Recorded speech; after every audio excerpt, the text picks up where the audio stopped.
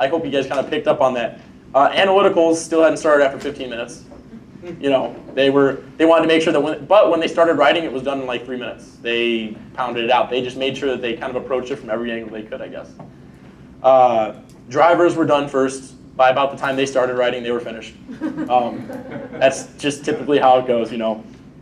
And I think I heard comments from each group about how the person they normally would talk to something about this was in the amiable group. That's just the amiable style. Everybody likes to talk to you guys. So there was a lot of like longing looks over towards you as these presentations were happening.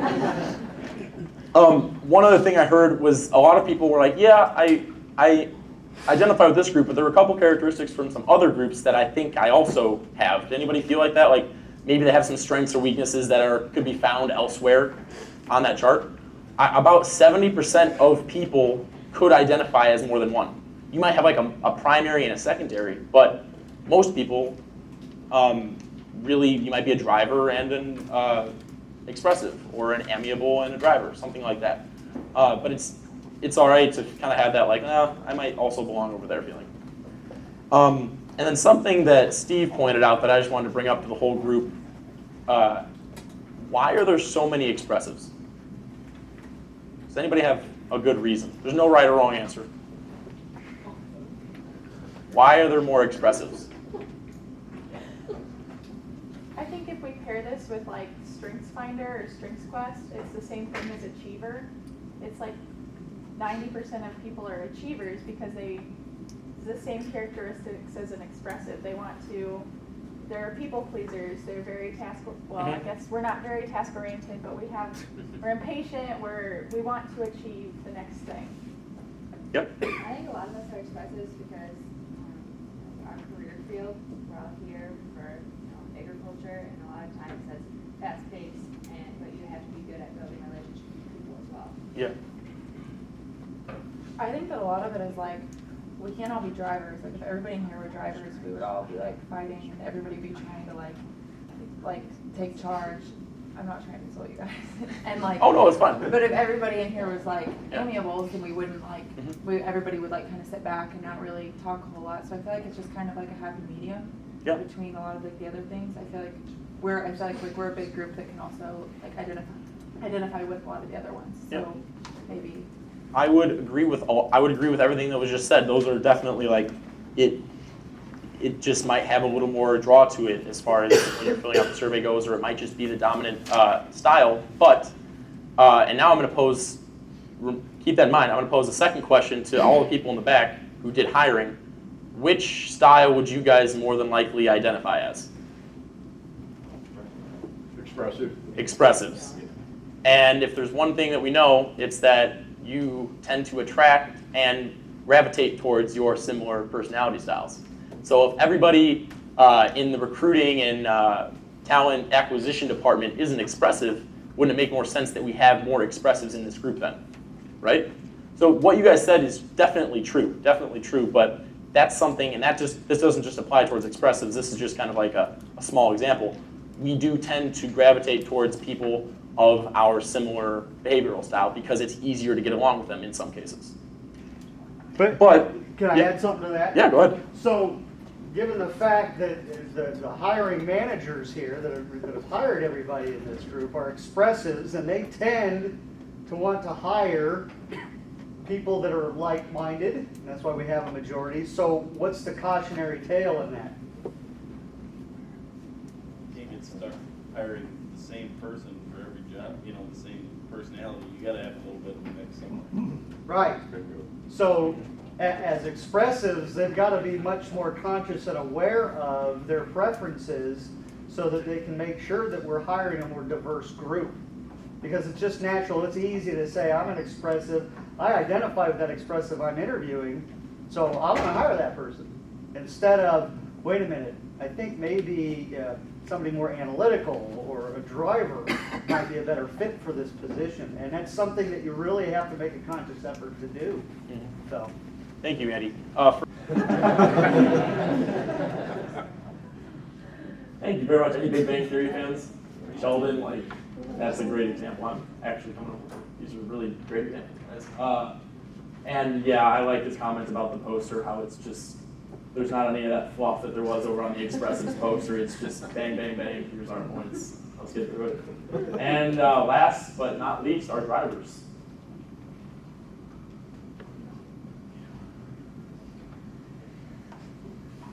So we were the drivers, and I just made a quick observation as I looked around at all the other groups, and I don't know if this is always going to happen, but this is by far the least diverse group in here. I don't know what to tell you, I just looked around and I thought it's the least diverse group. For sure. Back to our strengths, we get fast results, and we are very motivated. So for weaknesses, insensitive, not necessarily that I don't care about feelings, just don't want to deal with them well.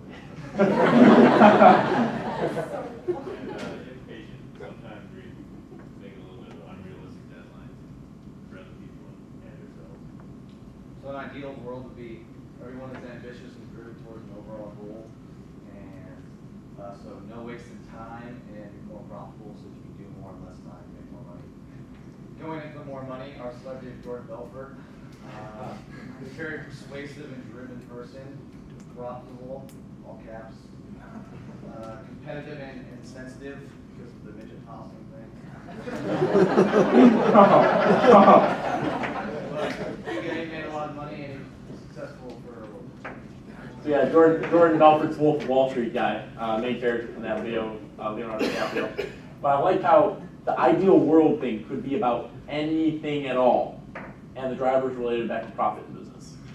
So I just like that. But no, that's a great point, and I think that you guys all totally cool for that. So thinking back to the beginning, those examples that we wrote down, either if you have your sheet in front of you, if you remember it, does anybody maybe have any example of how they could have acted and that might have gone a little better? Whether it's someone who shared with us this morning or someone who wants to introduce a new story really quick? Yeah. Okay, so when I was in high school, I had a really hard time working with people who had different personality types than me just because I couldn't figure out why we didn't do things the same way. But I think now it's really important to realize that everybody has a different type of personality, and that's important because everybody can bring so many different things to the group. So if I were to go back to that situation, I'd definitely be more understanding and caring and that. Yeah, I liked how you said, where you were kind of leading towards diversity. And I mean, we think about diversity sometimes as ethnicity, race, gender, all that, but diversity could also be behavioral styles. I mean, you want a diverse array of behavioral styles in order to work most effectively.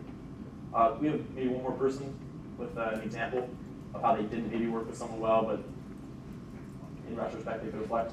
So I was a driver, and a lot of times in college where I'm working on projects or something like that, I run into the past where you have a big project and you're working with other people that aren't as driven, or they want to wait a little longer or something like that to get it done, and their schedule doesn't line up with yours, so you just go ahead and do the entire thing, and you got it done, but now you have to go and present it, and they don't know very much about it, so you realize that maybe you should do a better job of listening to them and see when they can get up to work on things like that. Yeah.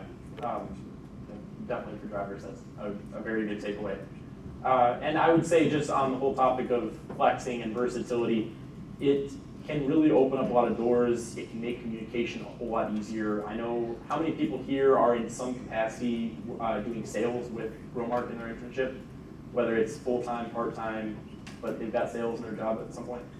Flexing can be very, very effective for those types of situations, but also just any teams that you're on. It can be very, very useful. So that's more or less what we've got today, guys. I did want to go through and just share, I forget the guy's name, the guy who does the "you might be a redneck if" jokes. Yes, exactly. So you might be an analytical if you organize your socks by size, shape, color, use, material, and day of the week. Okay? You might be an amiable if you have an hour-long conversation with a snowblower salesman in the middle of summer. And you live in Florida. You might be an expressive if you get offended when people naturally don't like you, even though you met them 15 seconds ago.